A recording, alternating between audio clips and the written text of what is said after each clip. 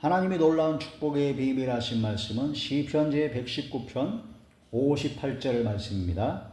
다 함께 봉도합니다. 시작. 내가 전심으로 주께 간구하였사오니 주의 말씀대로 내게 은혜를 베푸소서. 아멘. 기도드리겠습니다.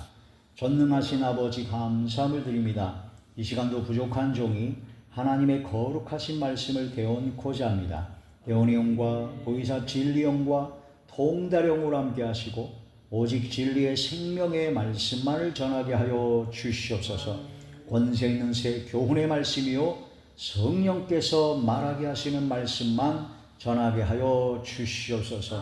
말씀을 듣는 모든 분들의 마음의 문이 활짝 열리게 하시고 영안과 심안과 지안을 열어주시며 듣는 귀를 열어주사 인치듯 교훈하여 주시고 말씀을 듣다가 모든 병에 치유함을 얻게 하여 주시옵시고 막혔던 모든 문제들이 해결되어지며 약했던 믿음과 신앙이 강해지며 어둠의 모든 세력들이 사라지게 하시고 소멸되게 하여 주시옵소서. 전능하신 하나님의 살아계심을 나타내 주옵소서.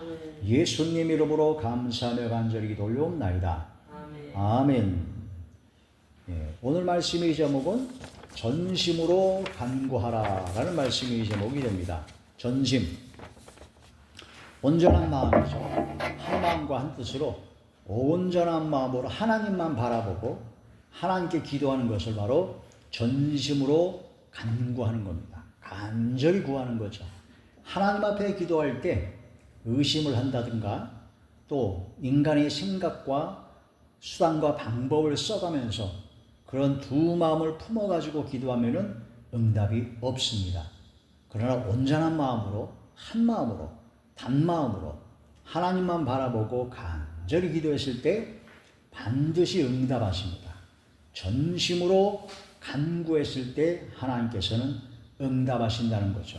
근데 하나님께서 응답하실 때 어떻게 응답하시냐면요, 주님의 말씀대로 은혜를 베풀어 주십니다.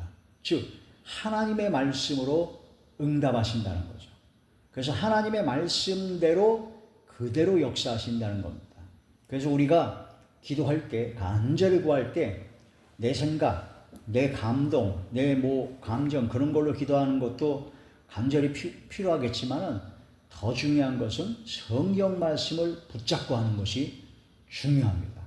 하나님 앞에 시편 119편 58절 말씀을 근거로 이 말씀을 붙잡고 내가 전심으로 주께 간구하였사오니 주의 말씀대로 내게 은혜를 베푸소서 하신 이 말씀을 붙잡고 기도합니다. 전심으로 주님께 간구하게 하시고 전심으로 주께 간구했을 때 말씀대로 놀라운 역사가 일어나게 하여 주옵소서 하는 그런 간절한 기도가 되어야 된다는 거죠. 시편에 나온 다윗은 가장 힘들고 어려울 때 하나님 앞에 이렇게 기도를 했습니다. 여호와는 나의 목자시니 내가 부족함이 없으리로다 라고 시편 23편에 그렇게 고백을 했죠. 다윗이 평안하고 막 일이 잘 되고 형통하고 막 그랬을 때 이런 기도를 하는 것이 아니라 다윗이 진짜 힘들고 어렵고 고난 가운데 있을 때 하나님 앞에 믿음의 기도를 드렸다는 겁니다. 여호와는 나의 목자시니, 나의 목자시니, 하나님은 나의 목자시기 때문에 내게 부족함이 없으리로다 하는 그런 믿음의 신앙 고백을 했다는 거죠. 나는 믿노라. 하나님이 살아계심을 믿노라. 하나님께서 살아 역사하심을 나는 믿노라. 하나님께서 주님의 말씀대로 모든 병을 치유하여 주실 것을 나는 믿노라 하는 그런 믿음의 기도가 되어야 된다는 거죠. 여호와는 나의 목자시니 목자 되시는 하나님께서 양인 우리들을 위해서 하나하나 세세하게 세밀하게 모든 걸 살펴주시고 보살펴주시고 이끌어 주신다는 겁니다. 너 근심 걱정 말아라 하는 그 찬양의 가사처럼 너 근심 걱정 말아라 주 너를 지키리 주 날개 밑에 거하라. 주 너를 지키리. 주 너를 지키리. 아무 때나 어디서나 주 너를 지키리. 늘 지켜주시리. 시편 127편의 말씀에 보면 하나님은 졸지도 아니하시고 주무시지도 아니하시고 우리를 지켜주신다는 겁니다. 보호하여 주신다는 겁니다. 시편 5편의 말씀 보면 하나님께서는 은혜로 우리를 호위하여 주신다는 겁니다. 또한 하나님께서는 우리를 눈동자같이, 하나님의 눈동자같이 우리를 보호하신다는 거죠. 주의 날개 그늘 아래, 주의 능력 안에 하나님께서 놀라운 기적 역사로 살아 역사하시는 하나님을 깨닫고 영광 드리는 자리에 들어가야 되죠. 그래서 전심으로 간구하라. 전심으로 간구하라. 그러면 말씀대로 은혜를 베풀어 주실 것이다. 그러므로 하나님 앞에 먼저 기도해야 됩니다. 하나님, 전심으로 간구하기를 원합니다. 하나님 기도할 때 이런저런 의심이라든가 부정적인 생각이라든가 그런 다른 마음, 헷갈리는 마음, 여러 가지 그런 모든 것 싹 다 버리고 온전하게 온 마음을 다하여 하나님 앞에 전심으로 간구하게 없소서. 그런 기도가 될 때 놀라운 기적 역사를 베풀어 주신다는 그런 말씀이 되죠. 프린트물을 보시게 되면요, 마음을 다하여, 즉 전심으로 하나님만 바라보며 약속의 말씀을 따라 구할 때 반드시 하나님께서는 약속의 말씀대로 역사하십니다. 하나님께서는요, 전지전능하십니다. 모르시는 것이 없고 못하시는 것이 없습니다. 그러나 하나님께서는 안 하시는 것, 못하시는 것이 딱 두 가지가 있어요. 두 가지가 뭐냐면, 첫째, 거짓말을 못하세요. 또 두 번째, 하나님께서 한번 약속하신 것은 하나님께서는 절대 먼저 깨는 법이 없습니다. 우리 인간들이 맨날 깨죠. 하나님의 약속을 맨날 의심하고 부정적인 생각을 가지고 게을르고 나태해가지고 자꾸 하나님의 약속을 망각하고 우리가 다 깨지, 하나님은 절대로 하나님의 말씀의 약속대로 반드시 이루어집니다. 그래서 성경에 1.1획도 변하지 않냐고, 천지가 없어질지언정 하나님의 말씀은 하나도 다 빠짐없이 이루어진다라고 말씀을 하셨습니다. 자, 히브리서 제6장 17절에서 18절의 말씀이죠. 히브리서 제6장 17절에서 18절 다 함께 봉독합니다. 시작. 하나님은 약속을 기업으로 받는 자들에게 그 뜻이 변하지 아니함을 충분히 나타내시려고 그 일을 맹세로 보증하셨나니, 이는 하나님이 거짓말을 하실 수 없는 이 두 가지 변하지 못할 사실로 말미암아 앞에 있는 소망을 얻으려고 피난처를 찾는 우리에게 큰 안위를 받게 하려 하심이라. 아멘. 두 가지 변하지 못할 사실, 거짓말을 하실 수 없고 하나님의 약속을 기업으로 받는 자에게 하나님께서는 뜻이 변하지 않는다. 약속을 변하지 않는다. 약속을 깨지 않는다는 그런 말씀이 되죠. 응답을 받으려면 하나님 앞에 전심으로, 즉 마음을 다하여 간절히 부르짖어 금식하기도 하고 우상을 단호하게 제거해버리며 오직 주님만 바라보고 간구해야 합니다.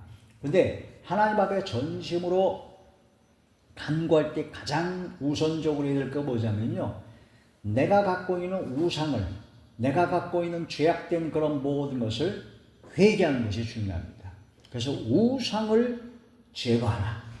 히스기야 왕이 죽을 병에 걸렸을 때 하나님 앞에 히스기야 왕이 개혁을 통해서 우상을 다 때려박은 것을 하나님께서 기억하시고 응답하여 주십니다.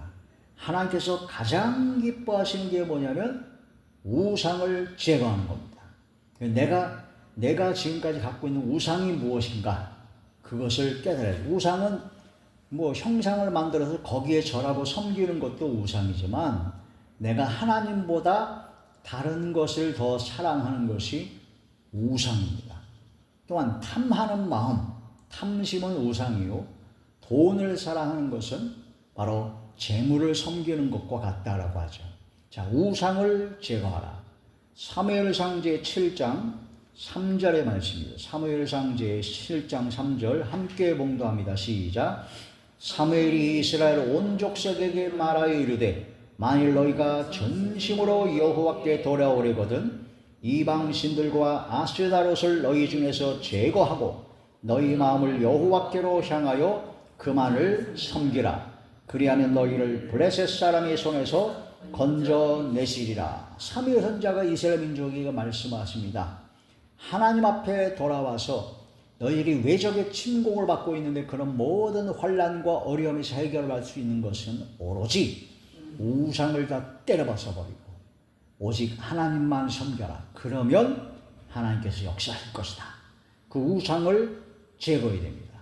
탐심이 우상 숭배입니다. 하나님 외에 다른 것을 더 탐하는 마음. 자, 골로새서 제3장 5절에서 8절의 말씀이죠. 시작. 그러므로 땅에 있는 지체를 죽이라. 곧 음란과 부정과 사욕과 악한 정욕과 탐심이니 탐심은 우상 숭배니라. 이것들로 말미암아 하나님의 진노가 임하느니라. 너희도 전에 그 가운데 살 때에는 그 가운데서 행하였으나 이제는 너희가 이 모든 것을 벗어버리라. 곧 분냄과 노여움과 악의와 비방과 너희 입에 부끄러운 말이라. 이런 것을 다 버려버려야 되는 겁니다. 그래야 하나님의 놀라우신 기적의 은혜를 체험하게 된다는 거죠. 하나님 앞에 하나님의 말씀대로 기도할 때 하나님께서는 하나님의 말씀대로 응답하여 주십니다. 저는 이사야에 있는 말씀을 통해서 가장 은혜 받은 것이 뭐냐면 하나님께서 내가 기도할 때, 우리가 기도할 때 하나님께서 내가 여기 있다 하고 하나님께서 귀 기울여 들으시는 기도가 있다라는 겁니다. 따라하죠. 하나님께서 내가 여기 있다. 내가 여기 있다 하고 하나님께서 귀를 기울여 들으시는 그런 기도가 있다라는 겁니다. 하나님께서 귀를 기울이셔가지고 그래 네가 뭐가 필요하냐? 내가 여기 있다. 내가 너에게 응답해 줄게. 뭐든지 얘기해봐. 내가 너의 기도하는 것은 다 들어주겠다 하는 그런 하나님의 아주 놀라우신 은혜의 말씀이 있습니다. 그래서 그런 기도를 하는 사람은 하나님께서 귀 기울여 들으시고 하나님께서 병이 걸렸으면 치유가 급속해집니다. 치료 역사가 그냥 급속하게 역사가 일어납니다. 그런 역사가 일어나는 그런 기도를 해야 되죠. 그게 어떤 기도냐면 하나님 앞에 하나님의 말씀대로 순종하는 기도입니다. 따라서 하나님의 말씀대로 순종하는 기도. 그러니까 하나님의 말씀대로 행하는 기도입니다. 하나님 앞에 간절히 기도했는데 기도는 그렇게 열심히 실컷 막 금식하고 별짓을 다 했는데 하나님의 말씀에 순종은 안 해요. 그러면 하나님께서 응답을 하려다가도 할 수가 없어요. 그래서 하나님 앞에 순종이 제사보다 낫다 하는 것처럼 순종이 기도입니다. 가장 강력한 응답이 기도입니다. 근데 이사야서에는 어떤 순종이냐면요. 하나님께서 가장 원하시는 것은 가난하고 어렵고 환난당하고 고통 가운데 있는 형제, 자매, 이웃, 가족들에게 내가 선을 베풀고 나누어 주라는 겁니다. 선을 행하고 나눠주고 베푸는 삶을 살아가는 사람에게 하나님께서 내가 여기 있다 하고 귀 기울여 들으시고 치료가 급속해진다는 겁니다. 그러니까 내가 갖고 있는 것을 나누는 삶. 누가복음은 주라. 그리하면 내가 누르고 넘치도록 채워주리라 하신 말씀처럼 주는 자의 삶을 살아가는 사람이 굉장히 중요합니다. 줄인 자에게 먹을 것을 주고 헐벗은 자에게 입을 것을 주고 또 나보다 부족한 그런 모든 사람을 위하여 나의 재정이나 또한 나의 모든 지혜나 나의 모든 간구나 내가 할 수 있는 것을 내가 나눠줄 수 있는 것을 나눠주는 자리에 들어가는 것이 바로 하나님께서 아주 기뻐하시는 그런 순종의 기도라. 자, 이사야 제 58장 6절에서 11절의 말씀이죠.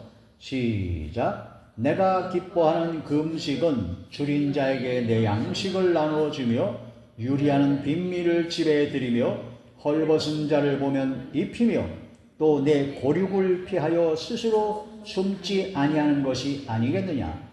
그리하면 내 빛이 새벽같이 비칠 것이며 네 치유가 급속할 것이며 네 공의가 내 앞에 행하고 여호와의 영광이 내 뒤에 호위하리니 네가 부를 때는 나 여호와가 응답하겠고 네가 부르짖을 때는 내가 여기 있다 하리라.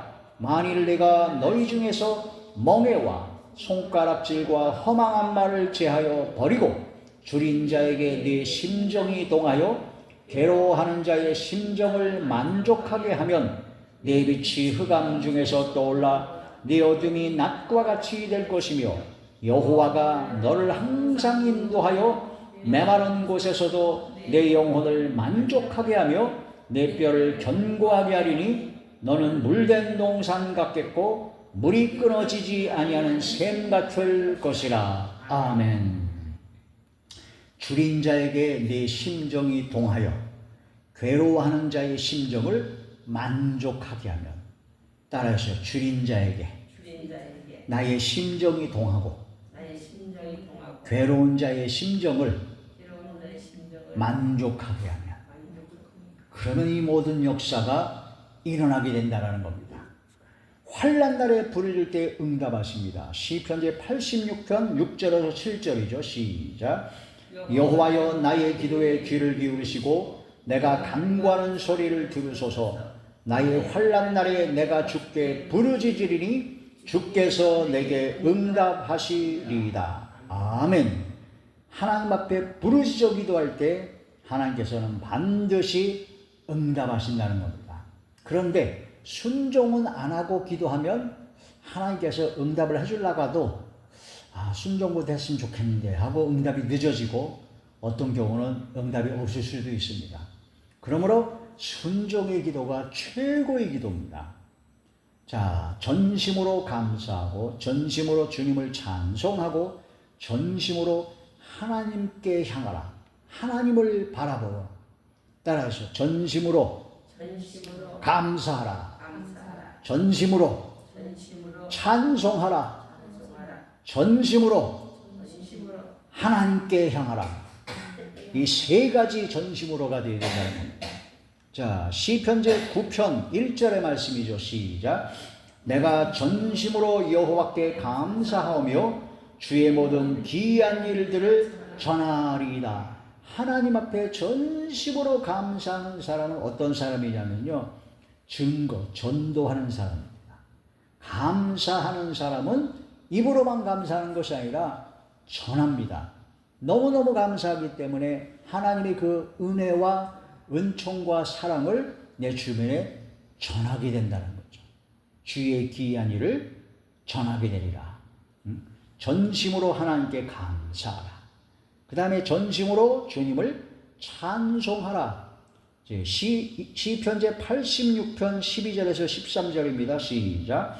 주 나의 하나님이여 내가 전심으로 주를 찬송하고 영원토록 주의 이름에 영광을 돌리오리니 이는 내게 향하신 주의 인자하심이 크사 내 영혼을 깊은 수월에서 건지셨음이니이다. 아멘. 전심으로 주님을 찬송하고 영원토록 주의 이름에 영광을 돌리오리니. 할렐루야. 왜냐? 하나님께서 나의 모든 것에 응답하셨기 때문에. 전심으로 간구하니 하나님께서 말씀대로 은혜를 베푸셨기 때문에 기적의 역사를 믿고 바라는 가운데 전심으로 찬송을 하게 된다는 것이죠. 역대하 제 16장 9절입니다. 시작. 여호와의 눈은 온 땅을 두루 감찰하사 전심으로 자기에게 행하는 자들을 위하여 능력을 베푸시나니, 전심으로 하나님에게 향하는 자들을 하나님만 바라보는 것입니다. 뒤돌아보지 말고 오직 하나님만 바라보고 주님만 바라보고 십자가만 바라보고 위의 것만 찾는 자들에게 능력을 베풀어 주십니다. 이 말씀을 붙잡고 기도해야 되죠. 천지와 만물과 온 우주 전체를 창조하시고 운행하시고 주관하시며 통치하시는 우리 아버지 하나님만 전심으로 바라보는 모두가 되기를 축복합니다. 아멘. 할렐루야.